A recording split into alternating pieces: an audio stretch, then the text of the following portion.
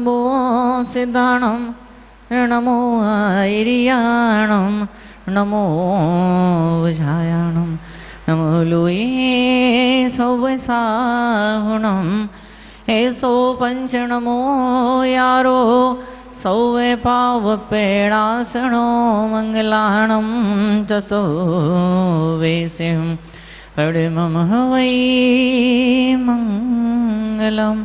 बोल महावीर भगवान की। हाथ ऊंचा उठा करके परम पूज्य आचार्य श्री आदि सागर जी महाराज की, परम पूज्य आचार्य श्री महावीर कीर्ति महाराज की, परम पूज्य आचार्य श्री विमल सागर जी महाराज की, परम पूज्य आचार्य श्री तपस्या सम्राट सन्मति सागर जी महाराज की, परम पूज्य चतुष्पट्टाधीश आचार्य श्री सुनील सागर जी महाराज की।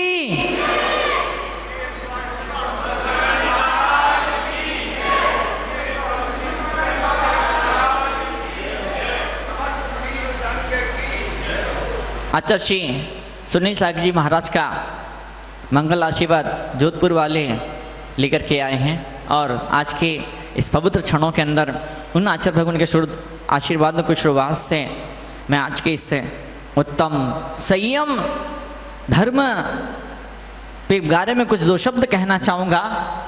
शब्द आचार्य भगवान सुनील सागर जी महाराज के हैं। उनकी मंगल में कृति धम्मो मंगलम के कुछ मंगल प्रवचन की सुंदर किताब आज मेरे हाथों में है और सौभाग्य है इस किताब में थोड़ा बहुत कुछ संपादन टाइप से करने का मुझे बड़ा प्यारा अवसर सा प्राप्त हुआ था। आचार्य भगवान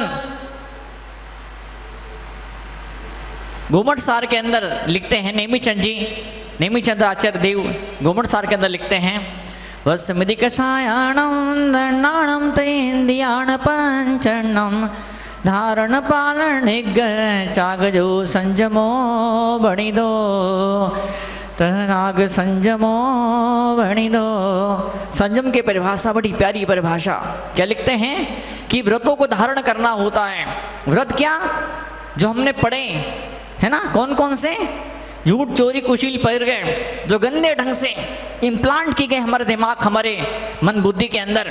बच्चा जब ढक्कन का भी नहीं सीख पाता है, बच्चे को जब अच्छे से कपड़े पहनना भोजन करना भी नहीं आता, उस जमाने से बच्चे को निगेटिविटी दिमाग के अंदर भरी जाती है। वो बात क्या कही जाती है, पाठशाला पढ़ाई जा रही है, पाठशाला पढ़ाए जाने के नाम पे जहर पिलाया जाता है। बजाय कुछ और याद कराने, कुछ और पढ़ाने के, बजाय पॉजिटिविटी दिमाग में फीड करने के, बजाय दिल को संयम के फूलों से महकाने के, उसको क्या समझा जाता है, 5 पाप के नाम याद कर। निगेटिव अप्रोच, शुरुआत से निगेटिव अप्रोच। माँ बच्चे को बोलती है, बेटा वहां नहीं जाना, बेटा ऐसा नहीं करने का, बेटा ऐसा करने से पाप लगता है, बेटा ऐसा करेगा तो फेल हो जाएगा। माँ कभी समझा ही नहीं पाती उस बेटे को, माँ कभी समझा ही नहीं पाती है कि बेटा ऐसा ऐसा करना चाहिए, ऐसा ऐसा करेगा तो लाइफ में तुझे ये आउटकम्स क्रिएट होंगे, लाइफ में तुझे ये उपलब्धि, तुझे पाप तो हासिल होगी। यही संयम के मामले में हो रहा है। लोगों ने संयम की ऐसी बैंड बजा कर रखी है, संयम का ऐसा कबाड़ा करके रखा है। क्या बोलते हैं, ये तो तलवार की धार पे चलने के समान है। क्या बोलते हैं, तपस्या से ताक उसको ऐसा डराया जाता है, उसको ऐसा डराया जाता है, उसको ऐसा जब ब्रह्मचारी बनने वाला होता है, जब कोई तप और त्याग, छोटा सा भी तप त्याग करने वाला, करने का विचार मन के अंदर पैदा होता, लोग डराते हैं, अरे इतना त्याग है, इतना मुश्किल है, इतना कठिन है, बाप रे तुझसे नहीं बनेगा, तू नहीं कर पाएगा। शुरू से उसको ऐसा डराया धमकाया उसको जाता है। और तो और जो साधु की सेवा के लिए आगे आता है उसको डराया धमकाया जाता है, तू कहाँ ट्रस्टी बने चक्कर में पड़ रहा है, हट, फालतू लफड़े को पाल रहा है तू, हैं? अरे सेवा करना, सेवा तुझे, सेवा के तुझे किसने मना किया, सेवा को तुझे मना किसने किया है। अब पद पे रह करके लोग जूते मारेंगे, इतनी सी गलती हो जाएगी लोग पकड़ लेंगे, लोग गला पकड़ लेंगे, लोग तैयार बैठे टांग खींचने के लिए। हाँ, इतना डराया धमकाया जाता है। और आचार्य नेमीचंद लिखते हैं द्रव्य संग्रह के अंदर, क्या लिखते हैं, असुहादो विणवित्ति सुहे पवित्ति जान चारित्रम। अशुभ से छूटना, और छूटना कैसे, सुहे पवित्ति, शुभ के अंदर प्रवृत्ति। और शुभ मतलब क्या? जो हम सब अपनी आंखों से देख रहे हैं। तो अच्छा भगवान क्या लिखते गोमटसार के अंदर, व्रतों का पालन किया जाए। क्या आप आचार्य विद्यासागर जी भगवान कहते हैं, क्या कहते हैं? आप सच बोल रहे हो, इसका नाम सत्य नहीं है। आपने झूठ नहीं बोला, इसका नाम सत्य नहीं है। सत्य उसको बोलते हैं, आपने नियम ले लिया, आपने प्रतिज्ञा कर ली कि मैं झूठ नहीं बोलूंगा, इसका नाम सच है। जब तक प्रतिज्ञा आपके जीवन के अंदर पैदा नहीं हो पाती है, जब तक आप संकल्प की डोर से आप बंधते नहीं है, तब तक कोई व्रत, कोई नियम नहीं होता है। हाँ, मैं कई बार उदाहरण दिया करता हूं। मैं, कोई लड़का कोई लड़की भाग करके आ गए, शादी किए बिना, पंडित के फेरे के बिना, समाज को इनवाइट किए बिना, मंदिर जाए बिना, भाग करके कोर्ट में मैरिज कर ली, या कोर्ट में मैरिज भी नहीं करी, भाग करके साथ में रहने लगे, लिव इन रिलेशनशिप। अब जो बच्चा पैदा होगा वो किसकी औलाद माना जाएगा? पेपर्स पर, कानून के अंदर, स्कूल के अंदर उस बेटे के माँ का, बाप का नाम क्या माना जाएगा? अगर वो व्यक्ति मर जाएगा तो क्या उसकी औलाद को लीगली, कानूनी रूप से क्या पुत्र होने का, वारिस होने का हक उसे प्राप्त होगा?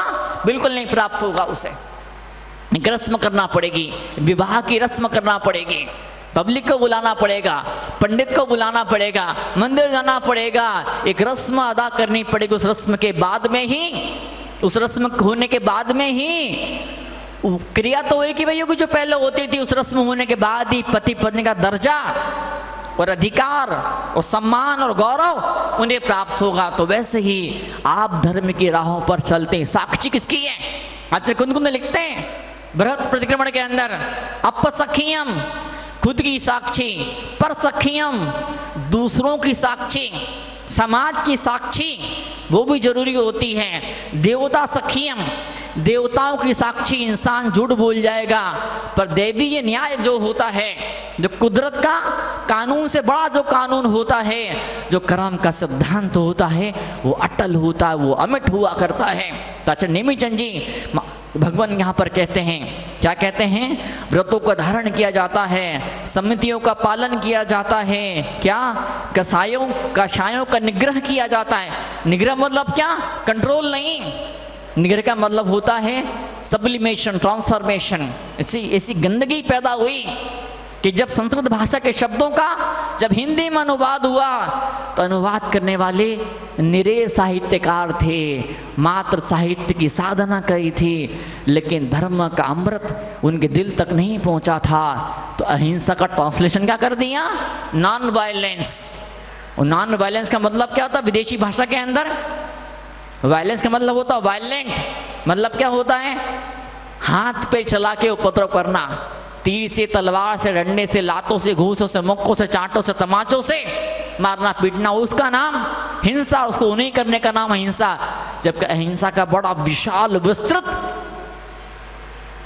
मतलब हुआ करता है, जो दिल से, भावनाओं से, किसको देख करके मन के अंदर अबोला जो पैदा होता, मन में उससे दूर भगने की भावना जो पैदा होती, जिसे हम कहते भाव हिंसा, वो भी हिंसा हुआ करती है। उससे बचने का नाम भी अहिंसा हुआ करता है। जब मन अहिंसा में इतना डूब जाता, खो जाता है, तो कहाँ कौन से जीव का घात हुआ, पात हुआ, कुछ मालूम नहीं पड़ता है। मुनिराज जब पीछे से मार्जन करते हैं, जब मुनिराज बैठते तो पीछे से यूं करते हैं, तो प्राणी की रक्षा नहीं कर रहे होते हैं, किसी को मरने से बचा नहीं रहे होते हैं। वे क्या होते हैं? अप्रमाद की दशा होती है। कौन सी दशा होती है? अप्रमाद की दशा हुआ करती है। उनके मन में इतनी करुणा है, उनके मन में इतनी करुणा है कि मैं यहाँ पे बैठूंगा ना, तो मैं यहाँ पे बैठूंगा तो ये जीव बेचारा कहाँ जाएगा? तो उस जीव को कहीं और पट्टा देते हैं, कहीं और जगह देते हैं। हाईवे बन रहा है, हाईवे बन रहा है, हाईवे बनता तो क्या होता है? हाईवे के रास्ते में दुकानों को, मकानों को यूआईटी वाले, नगर पालिका वाले, नगर निगम वाले, सरकार के लोग तोड़ देते हैं। और तोड़ने से पहले क्या करते हैं? किसी और दूर कॉलोनी में उससे बढ़िया जगह उसे दी जाती, साथ में कुछ मुआवजा उसे दिया जाता है। इसी का नाम संयम हुआ करता है। क्या विषय चोर बहु फिरत है। ये विषय लूटने वाले मन की शांति को, मन के मकरंद को, मन की आनंद को, प्रसन्नता को, खुशी को, सुकून को, तो उसको बचाए रखने के लिए तो उसको बढ़ाते रहने के लिए इस संयम की साधना अपने आप में हुआ करती है। फिर आचार्य बोलते हैं दंडानम, जो 3 दंड होते, मन दंड, वचन दंड, काय दंड, इन दंडों का मन वचन काय को शुभ में लगाया जाता है, शुभ में लगाया जाता है। जो 5 इंद्रिय होती है, उन 5 इंद्रियों को क्या किया जाता है, उन पे जय का विजय का परचम फहराया जाता। झंडा कब फहरता है? जब कोई देश जीत जाता है, जब कोई देश जीत जाता है, जब कोई देश किसी देश को पड़ोसी आक्रामक सेना को हरा देता है तो उसके कहते जीत गया। तो वहां दुनिया के अंदर जीतने का मतलब क्या होता है? दुनिया के बाजारों में जीतने का मतलब होता है किसी को मार डालना, किसी को खत्म कर देना। और मनोविज्ञान की भाषा के अंदर भगवान महावीर की इस पवित्र परंपरा के अंदर जीतने का मतलब होता है अपने मन को इतना डुबो दिया, इतना लगा दिया इन पवित्र चरणों में, अपनी आत्मा के अंदर, कि बस उसी का नाम संयम हुआ करता है। सिद्ध भगवान एक भी कर्म का नष्ट नहीं करते हैं। सिद्ध भगवान एक भी कर्मों को नष्ट नहीं करते हैं। सिद्ध भगवान 8 कर्मों को नष्ट नहीं करते हैं। अनंत भगवान 4 कर्मों को नष्ट नहीं करते हैं। संभव नहीं कर्मों को नष्ट करना। ये नष्ट करना, तोड़ना, जला देना, काट डालना, मार डालना, ये जैन धर्म के शब्द नहीं हैं। जिसके दिल में इतनी करुणा है, जो एक केंद्रीय जीव को भी मारना नहीं चाहता है, उसके मुंह से मारना, काटना, कंट्रोल करना, डोमिनेट करना, दबाना, डराना, धमकाना, मैनिपुलेट करना, ये शब्द धर्म के शब्द नहीं है। भगवान ने, किसी भी भगवान ने, किसी भी तीर्थंकर ने एक भी कर्म को नष्ट नहीं किया। किसी भी सिद्ध ने एक भी कर्म को नष्ट नहीं किया। उन्होंने मात्र अपनी आत्मा का ध्यान किया, उन्हें मात्र अपने आप को उपलब्ध, अपने आप को प्राप्त किया। जब एक बार अपनी आत्मा के ध्यान में खो गए, डूब गए, फिर कर्मों का जो होना था, कर्मों का जो होना था वो हो गया। उधर ध्यान ही नहीं है, उधर मन ही नहीं है, उस बारे में कुछ पता ही नहीं है। हाँ, उसका नाम होता धर्म, उसका नाम होता अध्यात्म। तो अध्यात्म के इस पाठ को पढ़ने के लिए हम यहाँ पर आए हैं। मूलाचार में आचार्य भट्टगिर स्वामी यूं कहता था, कुंद स्वामी 989 989 गाथा में कहते हैं क्या? 4 अंगुल की जिह्वा इंद्रिय। कितने अंगुल की? 4 अंगुल की जिह्वा इंद्रिय। वो 4 अंगुल की भोग इंद्रिय। इन 8 अंगुल ने बड़ी तबाही मचा के रखी है। वो जिन 8 अंगुल पर क्या, जो इन 8 अंगुल पर 4 अंगुल की जीभ, वो 4 अंगुल की भोग इंद्रिय, जो इन पे विजय पा लेता है, उसी का नाम संयमी हुआ करता है। एक दूसरे ग्रंथ के अंदर, किसी वैदिक परंपरा ग्रंथ के अंदर कहा है संयम का मतलब क्या होता, संयम की परिभाषा क्या होती है? संयम की परिभाषा होती है अति भुक्ति और अति उक्ति। जो बहुत ज्यादा बोलता है, जो बहुत ज्यादा भोजन करता है, जो बहुत ज्यादा बार भोजन करता है, जो बहुत ज्यादा मात्रा में भोजन करता है, जो बहुत सारे अनकाउंटेबल, बिना गिने, ये भी आने दो, वो भी आने दो, वो भी आने दो, वो भी आने दो, वो भी आने दो ना, ऐसा नहीं। लिमिट बनाइए। आज परुषण पर्व है, आज अष्टमी है, आज 16 करण पर्व है, 28 चल रही है, भगवान के पंच कल्याणक की तिथि है। तो भले मैं इतना खाऊं या इतना सा 2 दाने खाऊंगा, लेकिन गिनती बना के खाऊंगा मैं कि आज 5 या 6 या 7 या 8 आइटम से अधिक आइटम नहीं लूंगा। आचार्य आदि सागर जी महाराज, बड़ा पवित्र उदाहरण आया है हमारे बीच में। आचार्य आदि सागर जी महाराज हफ्ते भर में 1 बार भोजन, हफ्ते भर में 6 दिन का उपवास, 7वें दिन आहार, और क्या लेते थे? मात्र 1 वस्तु। सरस्वती सागर जी महाराज तपस्वी सम्राट 10 साल तक मात्र मट्ठा पानी ले, मात्र 2 वस्तु, मट्ठा और पानी। आचार्य सुनील सागर जी महाराज वैसे तो अष्टमी चतुर्दशी को उपवास करते, हर अष्टमी हर चतुर्दशी को गुरु परंपरा चले ही उपवास करने की, आचार्य जी उपवास करते हैं। पर गर्मी का जब भयंकर गर्मी पड़ती है, शिष्य लोग जब पकड़ लेते हैं, हम आपको उपवास नहीं कर देंगे, नहीं करने दें। उन दिनों आचार्य श्री दुनिया भर के त्याग करते हैं, शटरस का त्याग करते हैं, हरि के अंदर कुछ गिनती करते हैं, अनाज में एक ही अनाज खाते हैं और दुनिया भर के त्याग करते हैं, तो संयम का मतलब ये होता है कि हम अपने मन को ट्रेनिंग दे देते हैं ना, इतने वस्त्र, इतने आभूषण और इतना क्षेत्र, इसके बाहर कुछ भी नहीं है, जो है सो बस यही इतना ही है। इसका नाम संयम अपने आप में हुआ करता है। निश्चित रूप से जिंदगी के पास में ढेर सारे उपहार होते हैं आपको देने के लिए, but only one condition, if you deserve of it, तो this is a way to create a deserveness. योग्यता को बढ़ाइए, अपनी पात्रता को बढ़ाइए, अपनी झोली को बढ़ाइए। और भजन गाने वाला बोलता है ना, जो संगीतकार जब आता भजन गाता है, क्या भजन गाता है? मेरी झोली छोटी पड़ गई रे, इतना दिया मेरे बाबा ने, मेरी झोली छोटी पड़ गई रे, इतना दिया मेरे गुरुवर ने। गुरु देता है, परमात्मा देता है, देता नहीं दिखता है, इतना देता, इतना तो झोली छोटी पड़ जाती है। लेकिन जब सिद्ध बनते हैं क्या मिलता? अनंत ज्ञान, अनंत मिलता, अनंत। उस अनंत को संभालने के लिए आपकी झोली बहुत बड़ी होनी चाहिए। और झोली बहुत बड़ी कैसे बनती है? संयम की साधना करने झोली बहुत बड़ी बना करती है। उत्तम संयम, इंद्रिय संयम, प्राणी से दोनों संयम। इंद्रियां शुभ में लगी रहे, इंद्रिया धर्म ध्यान में लगी रहे, और जब इंद्रिया धर्म ध्यान में लगी रहती है, अपने आप पाप का विचार भी नहीं आ जाता है। उचित कदाचित मन है कभी फिसल भी जाता है, वो फिसले मन को वापस लेकर के आते हैं। क्या बोलते हैं? चौदोपस्थापना। वो कैसे करते हैं? एक संयम होता है चौदोपस्थापना संयम। वो क्या होता है? वो ये होता है मुनराज अपनी गलती के लिए तौबा करते हैं। क्या करते हैं? प्रतिक्रमण।